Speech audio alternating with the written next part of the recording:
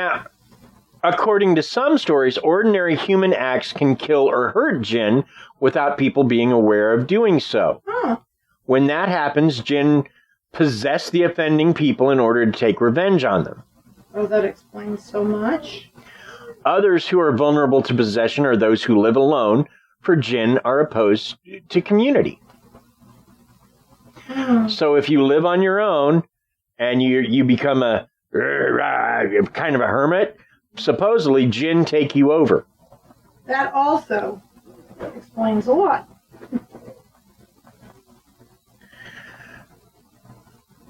Now, according to the Islamic people, a pair of jinn are with each person. One whispers good while the other whispers evil. So they're effectively the angel and devil on your shoulder in Islamic mythology. And here I'm not talking about their religion, but rather the mythology associated. So then my question is, does a pair of jinn beat a full house?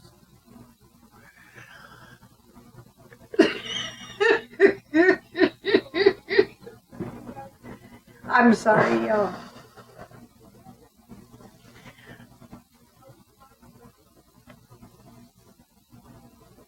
Now, as you can see so far, jinn, by having free will and all the power of an angel or a demon, because let us remember that demons are just angels that fell. Right. They are able to cause all sorts of problems. Hey, Mom. What did the female genie say to the male genie? You're such a gentleman. A gentleman. A gentleman. Okay. We gotta quit the puns or Dad's gonna start throwing things at us.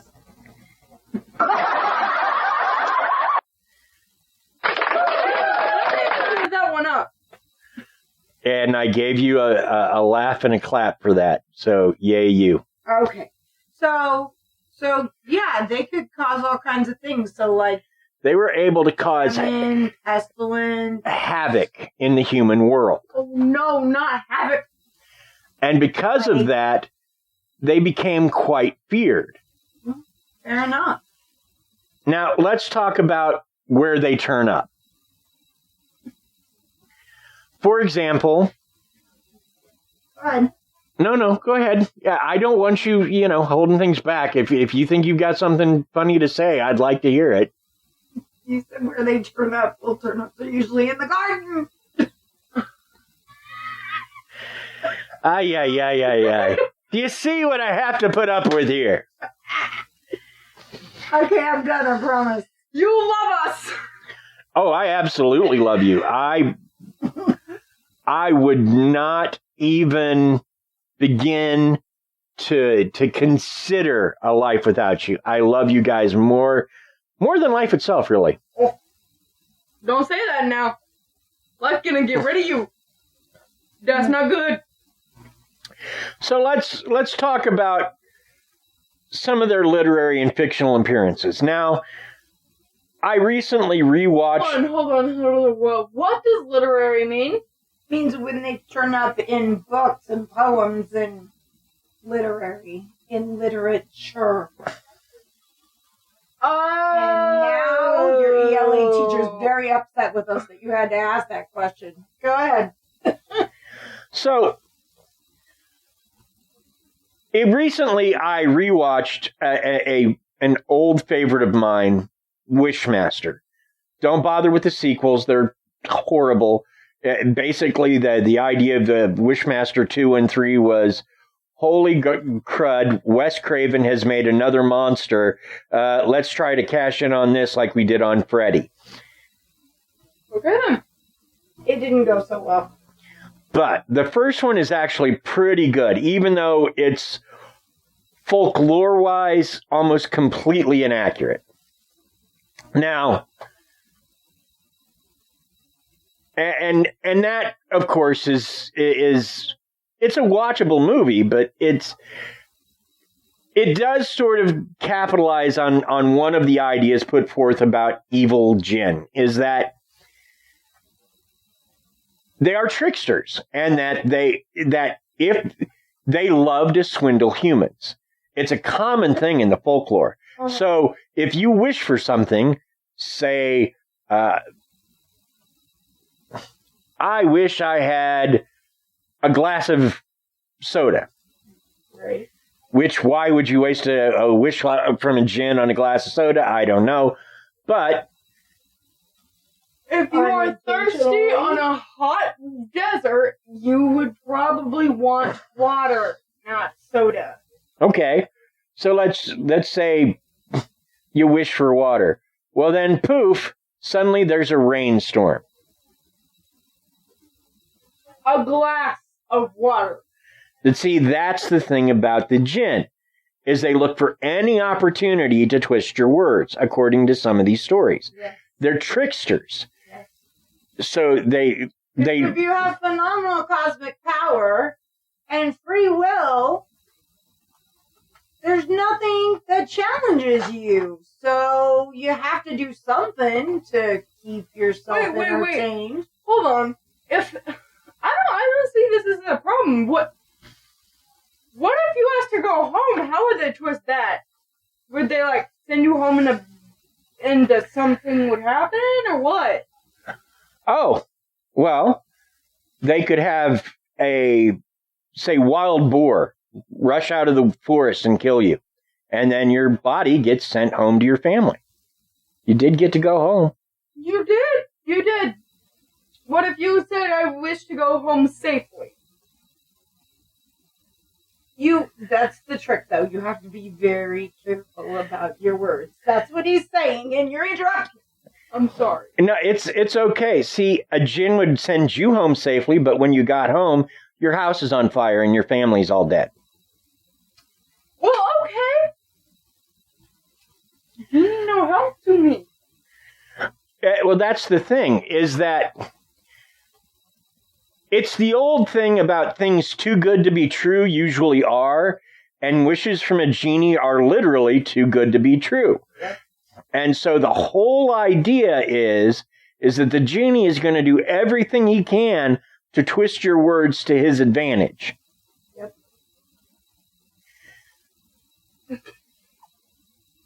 Well, excuse me. Now, think about the story we talked about in one of our earlier episodes. We had a lot of earlier episodes. Which one are you talking about? It's one of the scary stories. Yeah, in fact, I want to say it was last Halloween, maybe. Oh, cool. We did a story about a jinn. Dad, we've been going on for that long? Mm-hmm. Yeah. And the story went, if you'll remember, that this guy was a farmer. His farm was failing. Because his farm was failing, he didn't have much money. His wife's parents, who did have money, wouldn't help because they didn't want her married to him anyway. And so he would join the other men at the local coffee shop where they would drink coffee and talk over their problems. And one day a gentleman shows up and he buys this giant platter of cooked meat and bread and salt. And he invites all these poor men to join in his meal with him. And he tells them, he's like, look, you guys are my brothers, because doesn't the Quran say whenever men share meat and salt, they are brethren?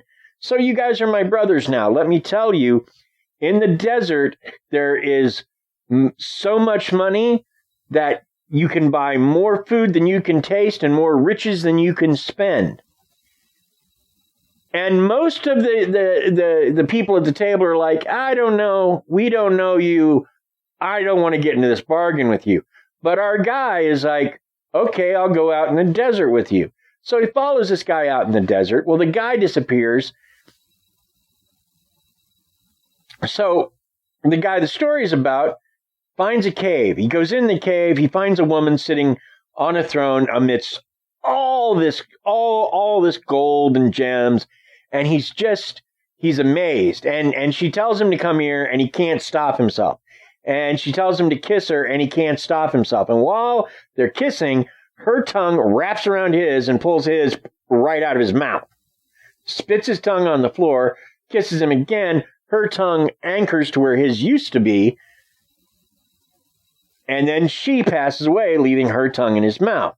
So he goes back to the village where he's spending all this money and buying all this food, but it's not his tongue, so he can't taste it.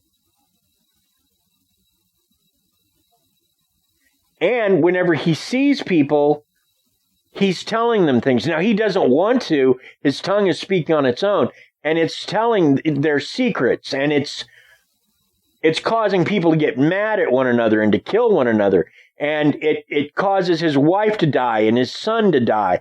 And finally, he's had enough. So he pulls the tongue out of his mouth, right? But all of a sudden, he falls in a river. And these big fish come up and they bite off his arms and his legs. And the rest of his life, he spends begging.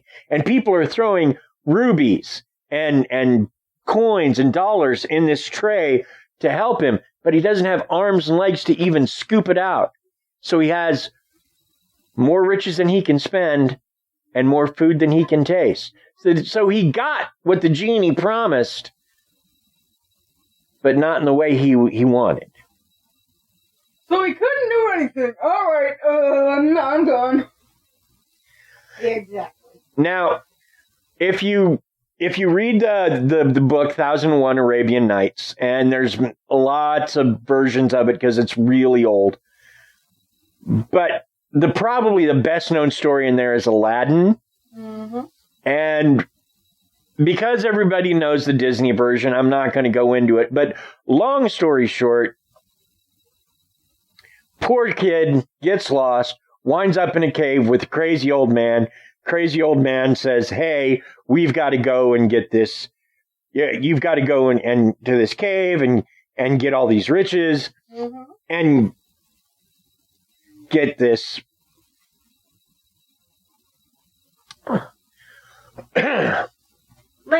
lamp in which resides a genie. Oil lamp. Right. So he goes and he gets the lamp and he has a genie, and the genie rescues him and helps him win the heart of his fair lady, or in some cases helps him become a prince all on his own, in which case he meets a fair lady later. And this being an old story, he sort of says, woman, I want you. And she's like, well, you are a prince, so I guess I have to. Which, if there's any part of the world that's still doing that, let's stop. That's not good. That is not right. So, now, and in some versions of the story, there are two genies that help him. So, all I'm saying is they're fictional appearances. They can be just as good or just as evil, right, as they're said to be in their stories. Sure.